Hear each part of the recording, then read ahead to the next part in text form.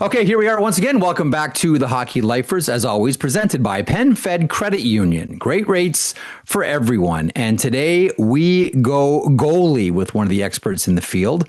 Kevin Woodley is the co-founder and editor of In Goal magazine. You can also read him at NHL.com, and he is lovingly called the Goalie Whisperer by myself and many, many others. What do you like? What goes through your head, Kevin, when you hear, you're coming on a show? Here comes the Goalie Whisperer, Kevin Woodley. First of all, it means I got to put another check in the mail.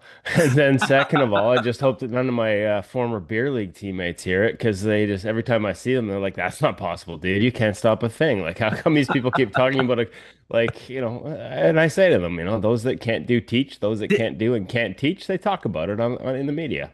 Did the person who invented the piano, was that person the greatest pianist of all time? Did the person who made the Rubik's Cube, was that person the greatest Rubik's Cube solver of all time? Ladies and gentlemen of the jury, I would submit no. So don't worry about being criticized for your goaltending acumen, although my favorite goalie insult still to this day, Kev. Man, your goalie was hard to hit last night. Oh yeah, I used that line recently with someone because the instructions were hit the goalie. I'm like, that's going to be tough for you guys. All right. A lot to get to today with you because there's never a shortage of things to talk about when we're talking about the 4x6. Let's start, though, with a symposium you were recently at. I'm fascinated with it, and I really want to go to one of these one day. USA Goalie Symposium. What happened at this year's event in Boston, I believe it was? Yeah, it was Boston. Second one ever. First one was in Minnesota 2 years ago. I think USA Hockey, their goaltending department, led by Steve Thompson, is going to try and put one of these on every 2 years, and it's a combination of things. It's a gathering of goalie coaches from around the country to share ideas, share thoughts, listen to guest speakers. Hmm. It is also presentations by those applying or in the program to get their gold level certification. So USA Hockey has a three-level goalie coach certification program, bronze, silver, and gold. And Hmm. so the gold candidates each year do presentations that are sort of judged by their peers as to whether they pass and get that gold certification. So there were a number that did it in 2024, and another group that did it here. But mostly, for the most part, it is just a massive sharing of information. And what I applaud USA Hockey for, beyond the fact that they have this, and this is a model that has existed. We think of, the Finnish uprising, and we would Yep. hear about their goalie coaches from all the different regions getting together to share ideas, but no mandate, no, hey, everybody come together. This is how we want you to do things when you go back to your region of Finland. And it was interesting because back in those days, you could tell what town a goalie was from in Finland based on some of the characteristics. So they never took the individualism out of it. Really? So Sweden does it as well, and I believe Russia has started in a different way. So this is just sharing of thoughts, sharing of ideas. But what I loved is it's not insular; it's an open book. One of the Yeah. leading presentations was Tomas Magnusson, who recently Oh, yeah. retired and is Yeah. widely referred to as the godfather of Swedish goaltending. Yep. Representatives from Czechia, Slovakia, Austria met them all. So they're not trying to, it's not Hmm. like what they're doing is secretive. I love that they share. And so the whole idea of rising tide floats all boats. We had Yeah. presentations on the ice. Jeremy Swayman was off the ice with his old NCAA main goalie coach, Alfie Michaud, talking about showing how they do video. On the ice presentations with Jacob Fowler and Mike Ayers. Mike Buckley was there. John Muse on depth. Just Huh. all kinds of. I'm going to miss somebody because the list was basically 2.5 days of straight presentations and idea sharing. So it was grow the position. That's what it's all about. And Did interestingly enough, 2 years ago, the focus was on how to get more people playing the position because Oh, they yeah. had a shortage. They Mhm. definitely have a shortage of goalies. They still do, but they're seeing that number bump up because of the initiatives about, try goalie initiatives, quick change equipment, trying to get more kids playing the position so we don't lose elite athletes in goaltending because they never get a chance to try it because one kid wanted to be a goalie and goalie only at six. Like even if they do, move them around. So just a lot of great people trying to make the position better. I was talking to an OHL manager yesterday about goaltending, and one of the things that he brought up is the idea of kids. I mean, so you go from like six to, I don't know, pick your cutoff, 12, maybe 13. And the idea that there is always one goaltender who sits there and doesn't do anything for the whole game. And he was saying, we've had these ideas before about saying, okay, you're not going to be a backup goaltender. You're not going to sit on the bench. You're going to play. You're either going to be a defenseman or you're going to be a forward, but you're not going to sit on the bench. We keep saying goalies are the most athletic of all the position players, like the most athletically gifted. Let's get them out there doing something else. Is that what we're talking about here? That's one small sliver of it. Like that is definitely part of the conversation. And interestingly enough, the line that stands out to me from Steve Thompson was from the 2024 symposium in Minnesota, and that's when they sort of presented the way things are done in minor hockey to other sports organizations and experts in other sports organizations, football, baseball. Mm, The backup goalie position and the concept of these kids sitting on the bench for an entire game, yeah. sometimes after driving for an hour and a half, the phrase that was most commonly used from other sports people when they heard that was child abuse. That's how strongly they felt about the concept of a kid going to a game and watching the entire thing from the bench. Like the level of absurdity at young ages I'm is with you. that's the word that's I used. It's think just absurd. I think that there's going to be a generation where finally we look back at how we treated quote unquote youth backup goaltenders and say, what are you thinking? How is this not obvious to everybody Well, that you can't ask kids to do this? and so like it takes the love away from it, like you're gonna Yeah. ruin their fun, but also like how many guys have we seen over, I don't know how many times the conversations I've had with guys who make the NHL talking about, my dad didn't let me just be a Braden Holtby's the one that jumps out the most. Like his dad was a goalie in the WHL. He refused to Yeah. let him just be a goalie. You gotta learn how to skate. The game's so dynamic, it moves so well. If you get stuck in that box and just do crease movement patterns the rest of your life, also the ability to sort of read and anticipate. One of the separating factors for goalies to reach the higher levels is hockey IQ. As Mitch Korn would say, goalie is not a game of shots, it's a game of patterns. And your ability to recognize those patterns is accelerated when you play other positions. And so to Yep. take kids and be like, "Oh, hey, you're a rep team goalie." I hear this a lot. This is one I hear a lot. You're good enough to be on the rep team as a goalie, but not as a player. So I'm sorry, you can't skate out when you're not in net. Because we have seen some teams at lower Mhm. levels in house like, "Hey, if you're not in net today, you can skate out." And I applaud that. So Yeah. especially at the younger ages, Jeff, like there's just too many people, and I don't want to say parents because it's not always parents, but there's just too many people in general that want it to look like the NHL at way too young an age, to the point where it the sports science and I mean science, not just anecdotal stuff, but the sports science says you're actually doing more harm than good, and they don't care because they just want it to look like the NHL. They all want their kids to play in a 4x6 net, even though they're 8 years old and should Yeah. probably be playing in front of a much smaller net, which is good for both the goaltenders and the shooters as Well, okay, well. so that's been a big part of both years. And this year, the same person that did an like a not just a experiment's the wrong word, but basically did a study, there's the word I'm looking for, on Yeah. intermediate net use at 10U hockey. It's been Yeah. introduced in Minnesota. Minnesota's going to intermediate nets for smaller hockey. Um, you're right. It's not just the goalies. It's the shooters, because if you've got a goalie, these cute little mini goalies that can't Yeah. even reach the top of the net, and you've Yep. got a bunch of shooters that know if they come down, put their head down, and hit the top of the net, it's a goal every time. Yep. Like, what are you creating? A lack of awareness. Kids aren't looking for where to score. They're not looking how to score. They're just putting their head down because the ones that can raise the puck the highest are going to Yeah. score the most. Like, that's not actual hockey. We get a whole bunch of goals and parents love it, but it's not actual hockey. And the beauty of this year, that same gentleman who's, I wish I had it, it's on the tip of my tongue right now. He combined with somebody who's in biomechanics and doing her PhD. I think she just got her PhD, Meg Harrington, and they studied the impact physically of having little kids in big nets because you've got to move further. And when we talk about wear and tear on the hips, and they tied the use of big nets Yeah. more injuries as goalies got older. And it's just the tip of the iceberg study because they're just getting started and obviously need to build out the sample and see Yep. what the impact is over years.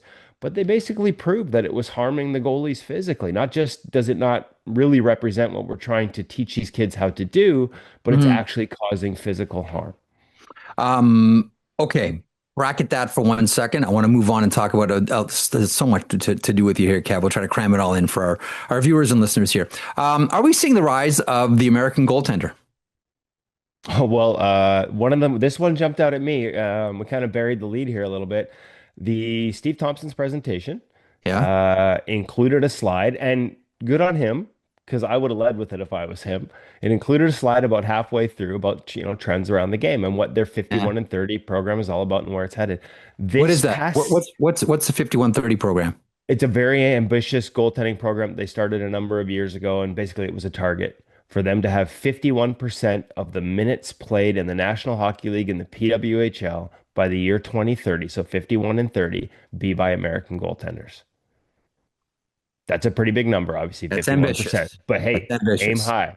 Well, let Yeah. me tell you this. For the Okay. first time in the history of the National Hockey League last year, and I've got a slide to back it, more minutes played by American goaltenders than Canadian. The first time ever has a No Canadian have way. Canadian goalies did not play the most minutes in the NHL. Now you can quantify it different ways about the skill Yeah, and the yeah, talent, yeah. who's the number one, but minutes played, because what do? We play the goalies that we think are the best goalies. Minutes played, Hmm. Americans were number one last year. It's the first time ever Canada hasn't been on top of this list. It was like a 26 to 25%. They just edged them. But when you take a look at the chart, like Canada's coming straight down and America's going straight up. And listen, like part of that, there's other countries involved that have risen as well. Like Canada's Sure. decline is largely because it's no longer just Canadians that get the opportunity. But the Americans have made a conscious effort to grow this position, and we're seeing the results of that at the National Hockey League level now. And I think you're going to see, what we got all American tandems in Calgary. Um, Yeah. there's a number of them. So I'm just trying to remember all the ones off the top of my head. But like this is no longer just something that's coming. It's something that's here. And the key will be to keep it. Because quite often what Hmm. happens when national sports organizations, like, it's a fine line.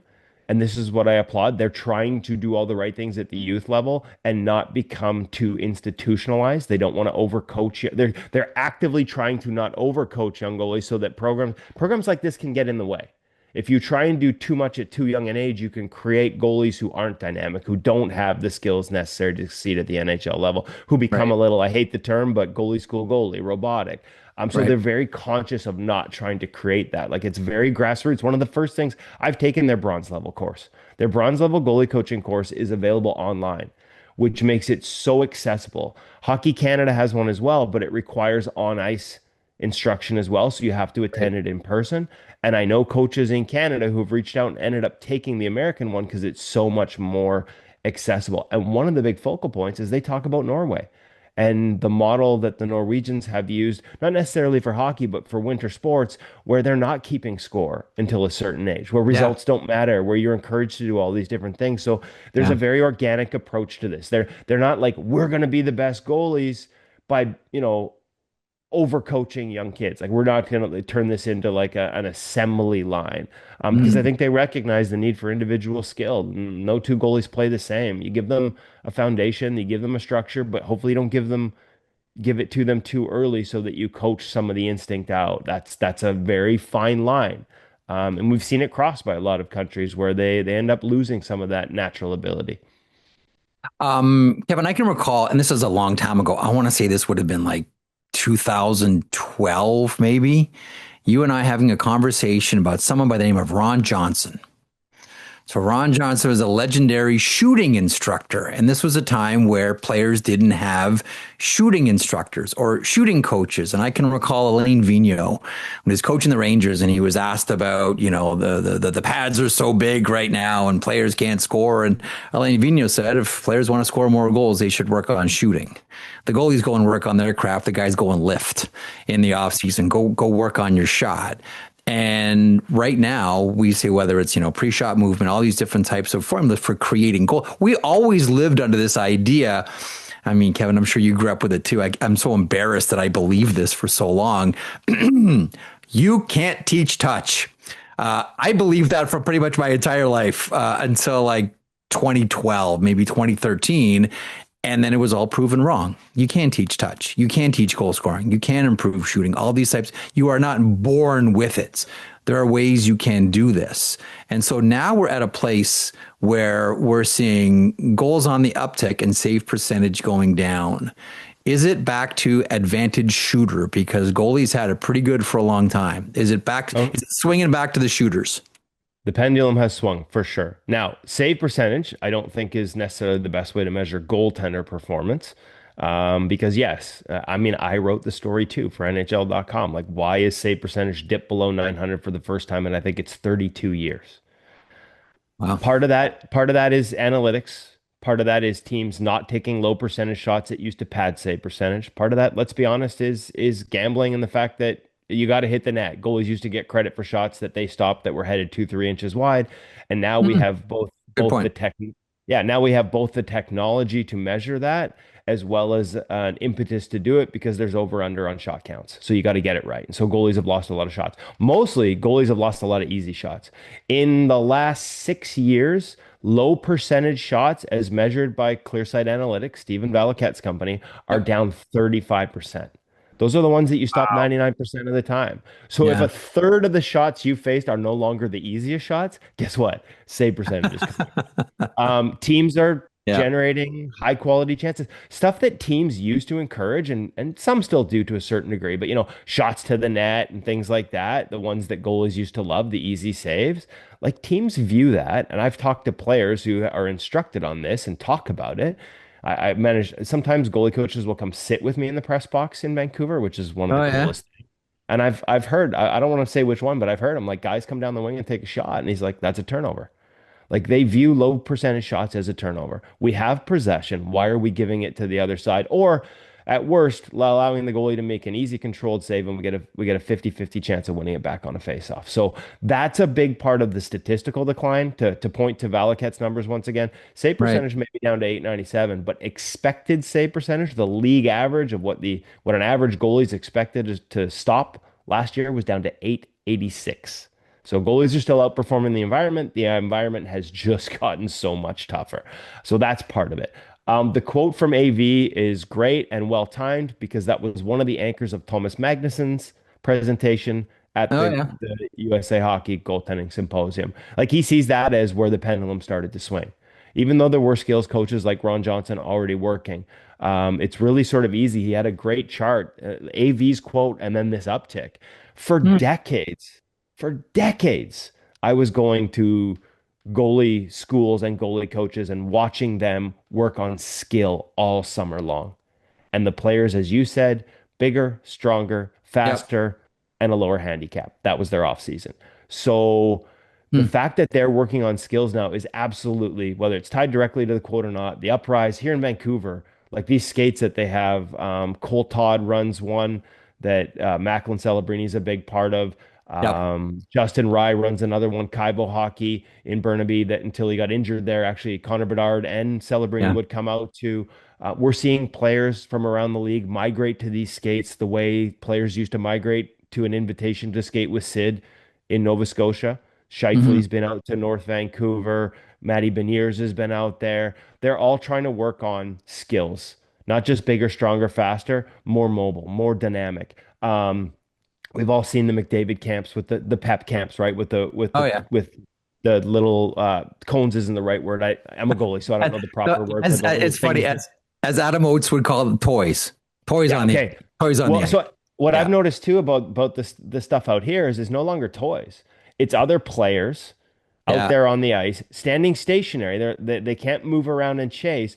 But as the players are sort of cutting around the ice and cutting through these things, there's guys with sticks actively trying to chip it away, lift a stick, interfere with them. And so Yep. again, it's become more dynamic, this skills work. Talking to some of the guys at the Kaibo camp last year for a story I did, evidently Justin Rye, like they dig into the analytics on where you're most likely to get a retrieval off the wall. So those drills don't start with a rush through open ice. The guy's got to go peel a puck off the wall in an area where it's most likely to happen, do a quick cutback, and then initiate the skill sequencing. Hmm. So a lot of this stuff is. It's not just willy-nilly, hey, let's go handle the puck and take a bunch of shots. There's a lot of thought that goes into it. And for sure, they have tipped the scales because they're now doing this work. And Thomas's presentation was largely about how do we tip it back. And one of the big things that I think is starting to be discussed is being a goalie in those sessions can be problematic. Um, because if it at the end of all the skating and drills and in and out, it's Celebrini walking into the hash marks with his head up in time and space, like you're not Yeah. going to have a ton of success. But it doesn't, we shouldn't shy away from the difficult stuff anymore. Quite often goalies did, like, oh, that's not realistic. I don't want to do it. You need to find ways to get stuff out of it. You need to find ways to sort of solve those equations, as Benoit Lair would say, question Yeah. answer. And you need to not be afraid to ask more difficult questions in practice by making sure the practices more closely imitate a game, processing, decision making, reads. Um, I do think, and this is not a blanket statement, but I do think in general terms, the goalie sessions, there are time and place for goalie sessions that are all about, efficient pushes, efficient rotation, good movement, good tracking, set square, little drift, all these things. The technical foundation. There's time and place for that.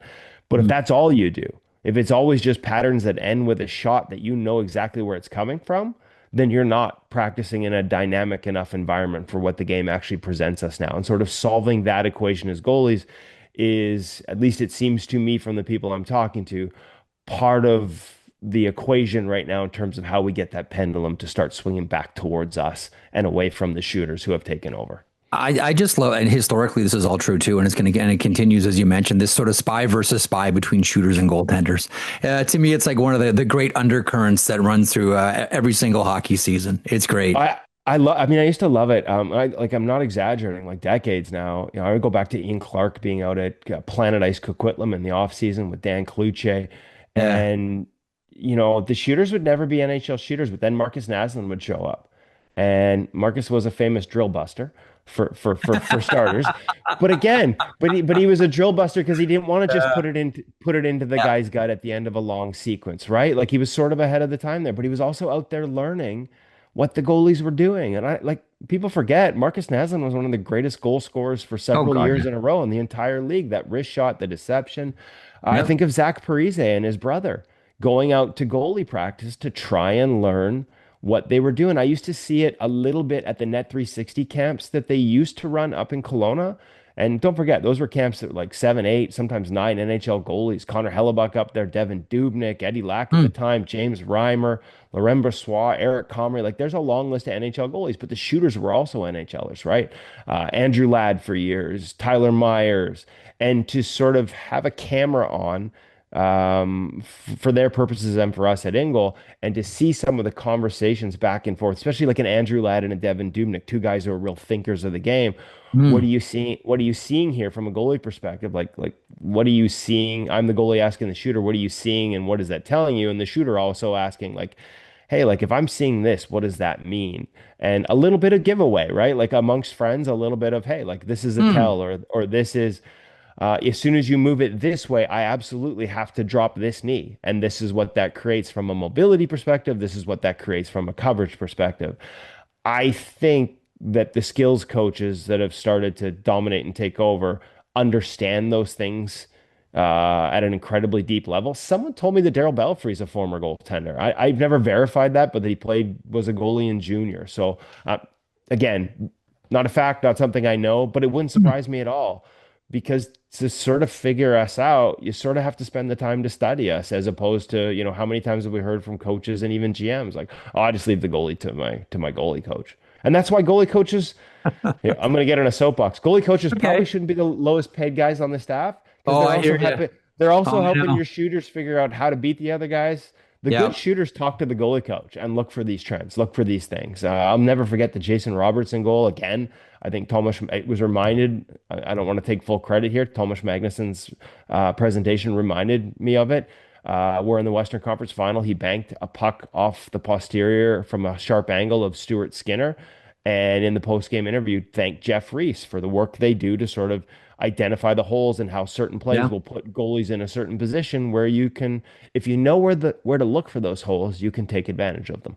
This is why, and you look at the Washington Capitals in 1983. 83 or 82 were the first to hire a full-time goalie coach, and that was Warren Strelo. David Poyle, then general manager of the Caps, was the first to do it. There have been goaltenders who had helped out before. I remember Dennis DeJordy would have helped Jim Rutherford a little bit in Detroit, but basically goalies were on their own and coaches were happy to leave them that way. They had been there, done their mentors, guys that played in the past, Yes. but not guys that studied the position. Bingo. And so Strelo was the first in the NHL. And now, of course, every team has. I know I'm feeding you something. Like I'm just putting one in like belt high here for you, Kevin. And you've talked about it plenty. And I agree with you. I sing from the same hymn book.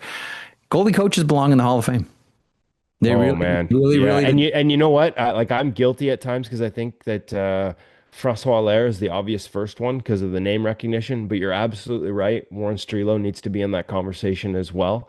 Um, I've written about the Allaire thing several times. When you really break down, like he changed the game, right? Like Yeah. he put a system for the goalies, but it changed how teams had to attack, how teams had. He changed equipment that facilitated. Like he worked with the Lefebvre's and CCM and these companies to make sure that let's build equipment that does rotate. So when a goalie drops to his knees, the pads actually move in a way they're supposed to, as opposed to sitting under the legs. Like there are very few parts of the game that Francois Allaire did not have a significant impact on. And when we look in the builder category, like we reward Yeah. winners for sure. And I don't disagree with that. People that have won, that have built teams, that have had multiple championships. Well, Francois Allaire's been the goalie coach whose goalies have been the backbone of several of those championships, the Vezinas, the Stanley Cups, the way he changed not just the position, but the game, the equipment that's worn. Like it touches every aspect to the point where kind of like the putting 6-year-olds on the bench as a backup goalie. If you Yeah. look at the body of work and you talk to the people around the position, and I've talked to like literally 20 or 30 different goalies who, even the ones that didn't want to do it his way, that bucked the trend and Mhm. decided this wasn't for them, this system wasn't for them, they all agree not having Francois Allaire in the Hall of Fame, not allowing goalie coaches at all, is absurd. It's You not know, child abuse because he's not a kid, but it's absurd. I don't know what we're waiting for. But like now look at the other one. Benny Allaire is retired. He spent a couple of years as yes. a director. Take a look at the impact of these guys on the subsequent generation. Benoit Allaire in Washington. You can tie, I can go through a lineage that takes you from Benoit Allaire to Logan Thompson's success. I can tie it right back to Benoit Allaire Hmm. because Benoit Allaire was the goalie coach. Give me a minute. Yeah. Allow me to perform this exercise. Six Take it. degrees of Benoit Allaire. I hadn't even thought of this. This is all on the top of my head.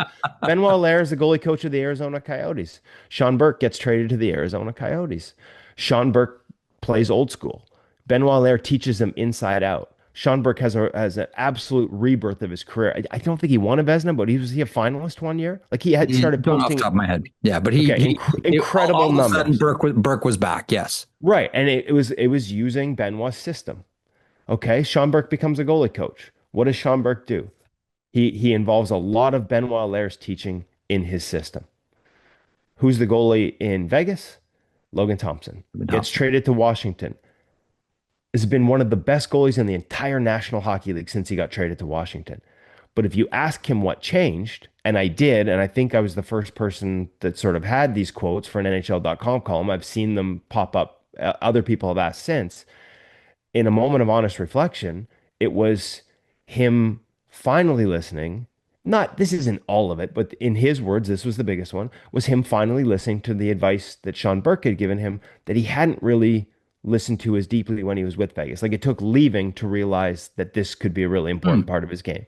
And he plays a very much his hands are so incredible. His patience off releases, his ability to hold edges, like the skills there, but doing it from a more neutral position that allows him to beat all the plays east-west and then put those hands to work so he's not caught moving. Like you watch his game now, it's very much rooted in the same philosophies that Sean Burke learned from Benoit Allaire. So I didn't even need 6 degrees to go there. And Hmm. then when you look at all the other goalie coaches, take a look at Dustin Wolf in Calgary.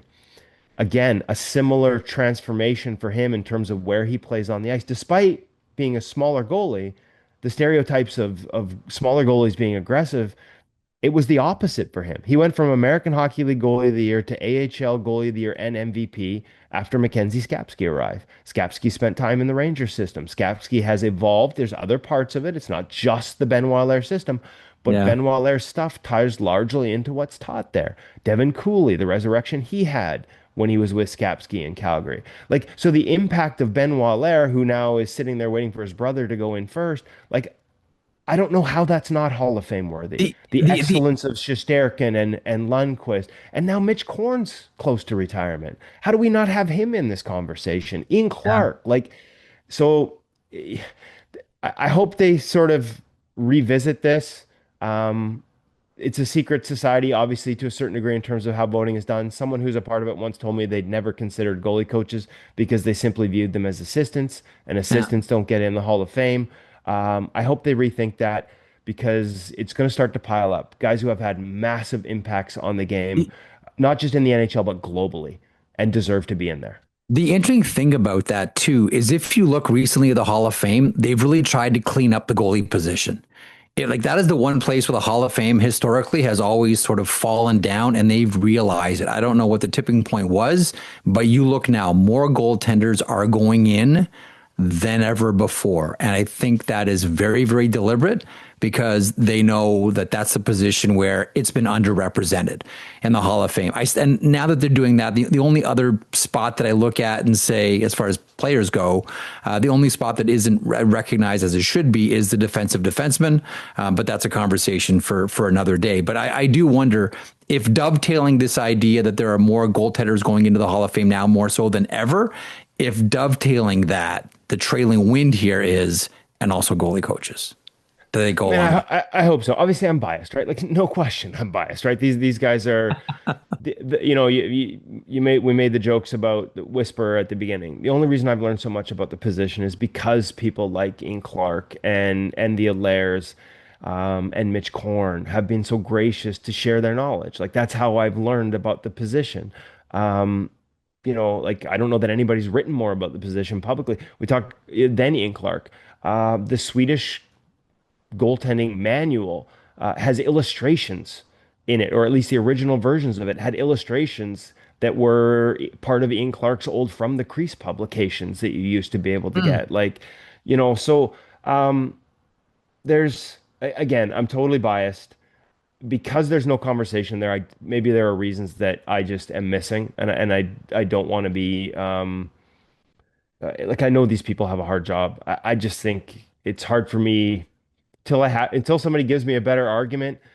To me, they should absolutely be considered and be in the Hall of Fame. And I understand it's a position that's obviously also not widely Here, understood. So, you know, like it might be very difficult as a voting group to be like, okay, if we start this, where do we stop it? Like, what are the qualifications? It's easy to look at Stanley Cups, but impact on the yeah. game goes beyond that.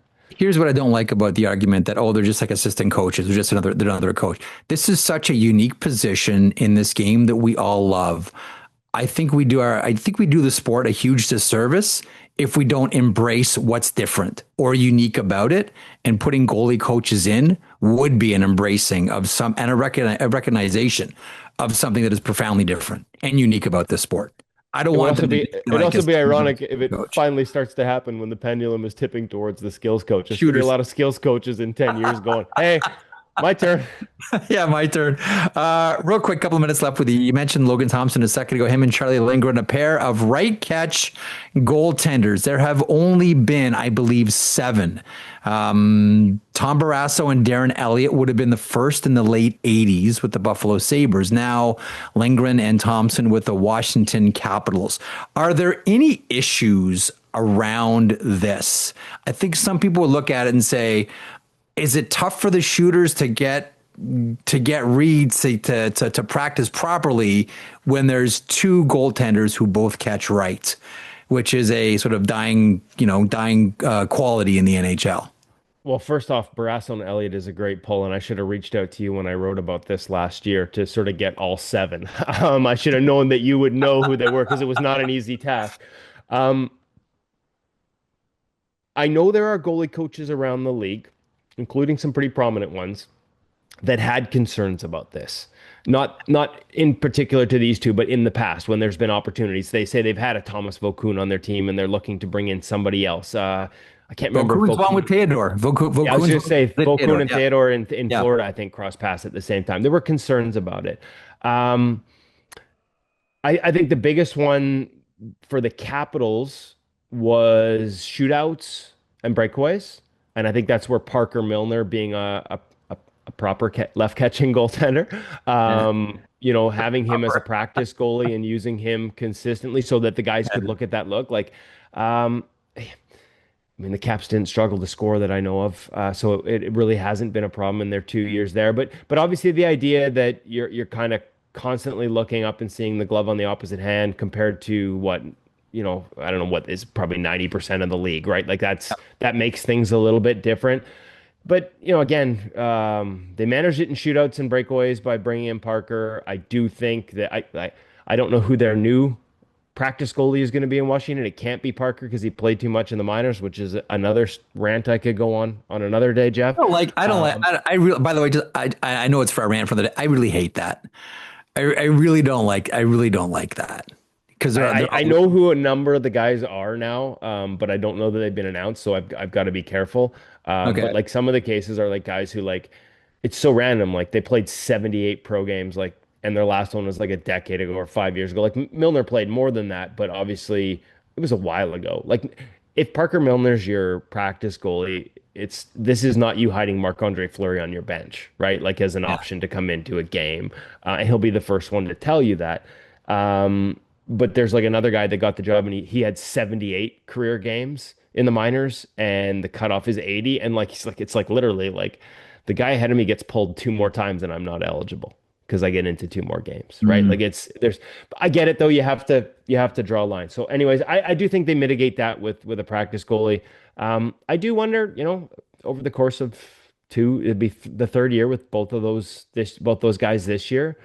There are some goalie coaches that do wonder if, sort of constantly looking at a right catch goalie can impact your shot selection or just that innate split second moment where you're not thinking. Because to quote Top Gun for goalies, if you think out there, you're dead. I'm sure it applies to players where you've just got your head down Sure. and you look up and you see where the glove is and you shoot.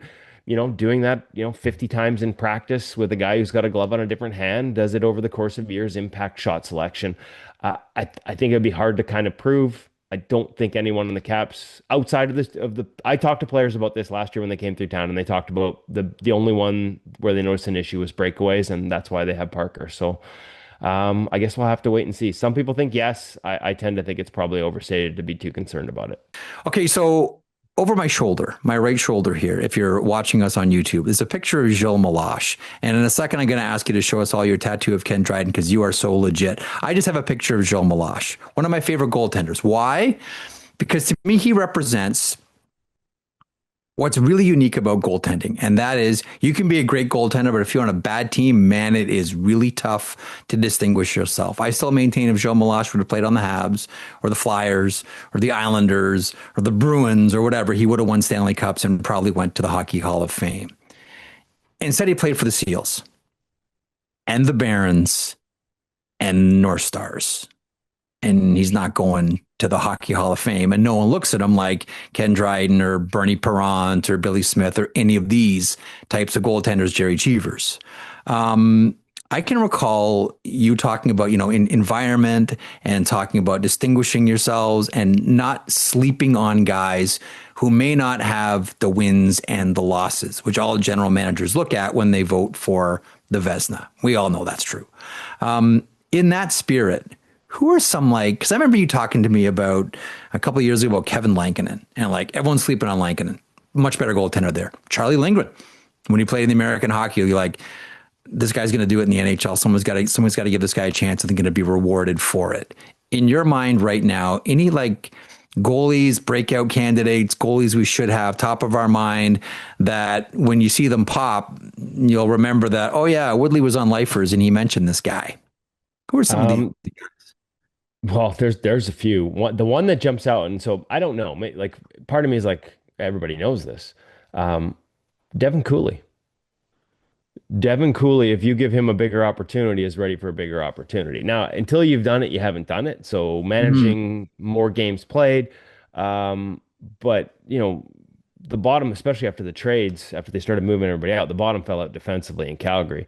Calgary was the only team in the entire National Hockey League that had two goalies in the top 10 of adjusted save percentage. So in other words, how much Hmm. did they outperform their environment sort of on as a rate stat on a per shot basis? After a slow start to the season, Wolf jumped into the top 10. Devin Cooley was number one amongst regular Wow. starters. Cooley, and there are teams I think that have called on Cooley.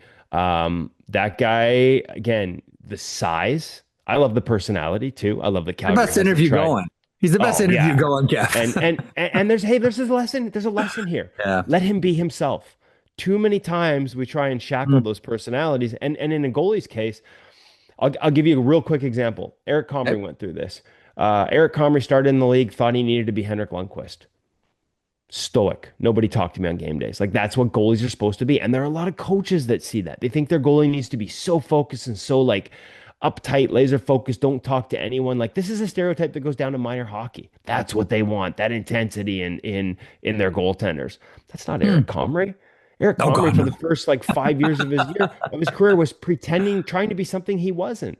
And Yeah. imagine performing on the most difficult stage in the world and arguably I would argue, the toughest position in the world, all while trying to be somebody you're not.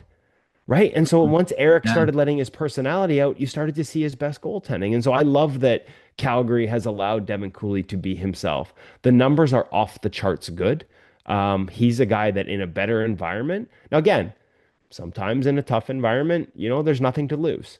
So the pressures shift if all of a sudden you're on a championship caliber team and maybe you're seeing less shots than you do in Calgary. And those are all adjustments, and there's no guarantee he makes them all smoothly. But right now, he's a guy that I think in a different environment, a different opportunity, the skills are there. He's so big. He's so fast for his size. And again, Mhm. under the goalie coaching staff in Calgary, he's really reined in and has a better understanding of how to use that size more effectively and efficiently and not lose the athletic. He's dynamic athletically as well. So he's a guy that's at the top of that list. I'm going to give you a couple other ones because Okay. the Lindgren one, and I called the Lindgren one at the time. I think he signed for 1.1 times three or 1.3 times three. I said it'd be What a by the deal. end of the contract, it would be the best contract that summer, and I think it was. Um, Guys, Jacob Fowler. Like, not exactly bad team, but Yeah. Fowler outperformed his environment quietly, and it was much more difficult. He had an 878 expected last year, so he had some tough starts, some tough Mhm. opponents, some tough games in terms of the defensive environment. He was not far behind Devin Cooley in terms of how much he outperformed. Now, I got to be on the ice with him a little bit in Boston last week, and it's what you hear from his peers. Like to hear Jeremy Swayman talk about Jacob Fowler and the skill level is just Yeah. Yeah. you Yeah. understand when the rest of the goalies see something as well. The Yep. numbers say he's going to be great. All the other goalies are like, man, this guy's legit. So Fowler and Cooley are sort of two guys. I think Fowler has a better opportunity to break out, even with Dobish there. And then honestly, there's some other ones here, Jeff. Only in a one season sample, but like, you know, I think that Dylan Garand, if he gets an opportunity. I was surprised they did what they Oh did with yeah. Korpisalo I'm because I surprised they thought got. Garand, I'm right, surprised Rangers went on and got Corpusalo. And now are they going to roll with three goalies this year? that's what I don't know. Because if he goes on waivers, there's a guy I'm looking at Why? from another team, right? Well, but if you're gonna, this is gonna be really interesting this year. I think three goalies is a trend. I don't know how widespread it will be. And the reason guys would get through waivers, because I got another name on my list, Michael DiPietro. You Yep. talk to his peers and they'll tell you should have been in the NHL last year, never should have got through waivers last year. I think he had one tough preseason start, and that was kind of it. And they got Yep. him through quick. The teams that aren't willing to carry three, they used to be able to sort of get their guys down to the minors because it was like, well, if a team claims them, they have to keep them. They're not going to keep them. We know all these teams have two goalies they believe in, especially you send them down early before they run into injuries, right? It's like the year the Leafs lost multiple goalies on waivers and everybody screamed that people were targeting the Leafs. I'm like, no, you idiots waited till the end of preseason to send your goalies down. And a Do it bunch of early. teams ran into injuries.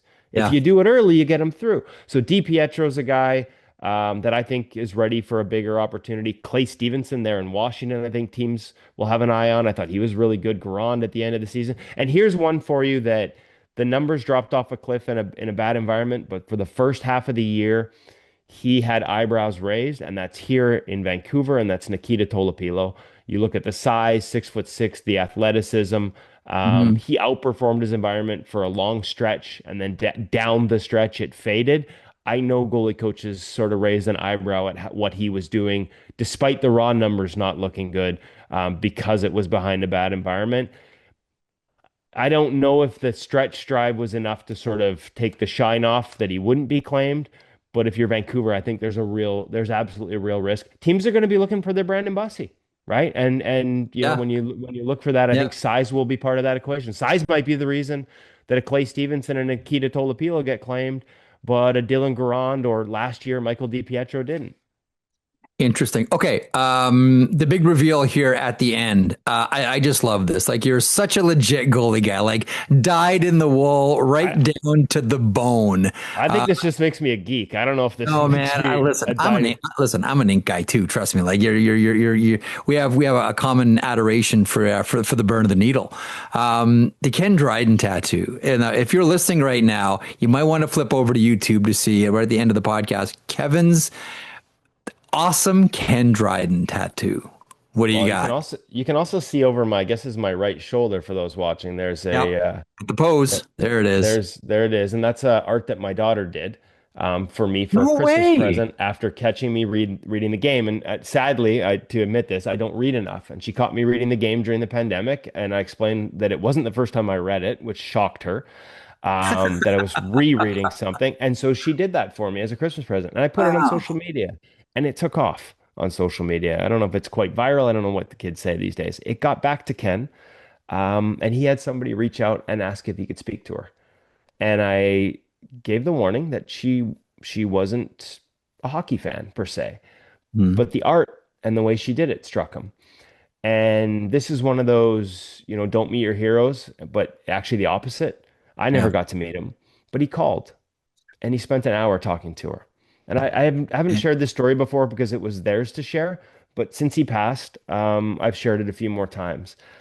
Spent an hour talking to her about life as a teenager in the pandemic, school. She had an eye towards law at that point, shared art tips, artists that he appreciated and enjoyed, genuinely took a human interest in my then teenage daughter and her life at that point. And just basically sort of reaffirmed everything that you heard about who you thought he was as a person. Yeah. And honestly, Jeff, like from a goaltending hero is one thing, but I don't think this, and now I will share with you. So if we can just move that, Look I at don't that. think this tattoo exists if not for that That phone moment call. with Yeah. her. And then on the backside, we have a verse from the game about the position of goaltending being mostly mental. I just love it. What a beautiful story. What a, and it is so Ken Dryden to hear a story like that, and Yeah. you know that he's done similar things for other people along the way, and that he is, as much as Ken touched people, and the legions of Ken Dryden fans. I mean, Yeah. that legion is long.